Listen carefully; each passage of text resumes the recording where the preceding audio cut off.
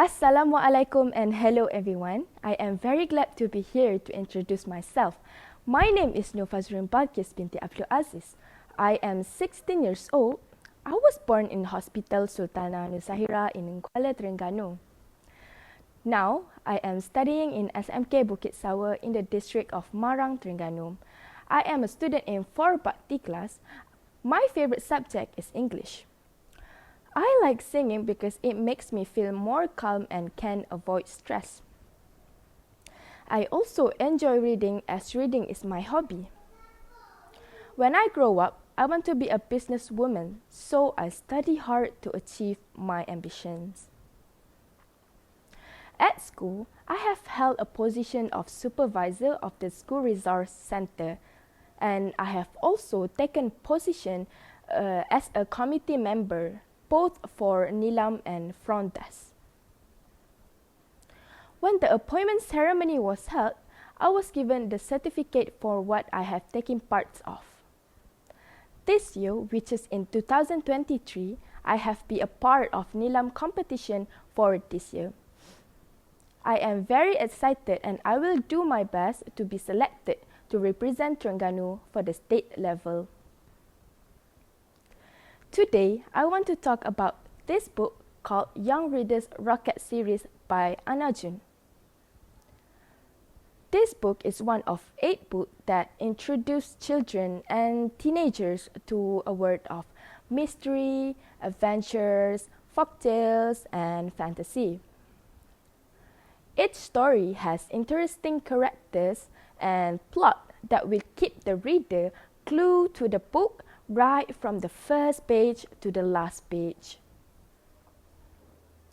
The language is kept simple yet vivid to enable readers to enjoy the stories. Out of the 8 series, I decided to choose a book called Tales from Russia. So basically, in this book, there are 2 stories titled Baba Yaga and Prince Ivan and the Frog. In these 2 stories, they are the same character and also the same meaning.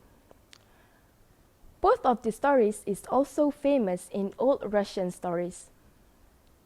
So, I will tell you a little bit about what is Baba Yaga first. Baba Yaga is probably best known from the story Vasilisa the Beautiful, in which she inadvertently frees the heroine from the tyranny of her stepsister, but also figures in other famous tales such as The Frog Princess and Baba Yaga, in which she is cast in a similar role. Baba Yaga also spelled Baba Jaga in Slavic folklore, an ogress who steals, cooks, and eats her victims, usually children. A guardian of the fountain of the water of life, she lived with 2 or 3 sisters and all of them also known as Baba Yaga in a forest hut that spins continually and bird legs. So, in these Baba Yaga stories, there live a farmer, his wife, and his lovely daughter named Alina. The family lived happily in the farm, tending to their cows, sheep, and chickens. One day, Alina's mother died of a mysterious illness. Therefore, Alina's father had to remarry again because he felt that he could not do all the housework by himself, and he thought that if he take another wife, she could look after his house and his daughter. At first, they all lived happily until one day she noticed that her husband loved his daughter more than her. The woman felt very angry about that, and she was so jealous that she decided to do something to make Alina disappear for good. She decided to send Alina to her sister's house, Baba Yaga. Alina having a hard time to run away back from Baba Yaga. Until that time, all of the character, which is the mouse, the the cat, the dog, and the maid, also the gate that she helps at first, have agreed to help Alina to escape from the witch. It considered as a reward because Alina has done good to them. After return home, tiredly, she has fainted. Alina's father saw that and immediately carried her into the house and put her on the bed. When Alina was well rested, she told her father the whole story about what her stepmother did to her. Alina's father were really angry and asked the woman to leave them. The woman's face was in fear and she started to pack up all her things and get away from that house immediately. Alina now lived with her father in the house happily. The second story is titled Prince Ivan and the Frog. The story is about a king called Tsar and his three sons named Nicholas, Alexander, and Ivan. Tsar wants his three sons to get married. To accomplish this, he created a test to help them find their brides.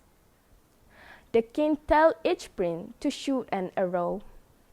According to king's rules, each prince will find his bride when the arrow lands.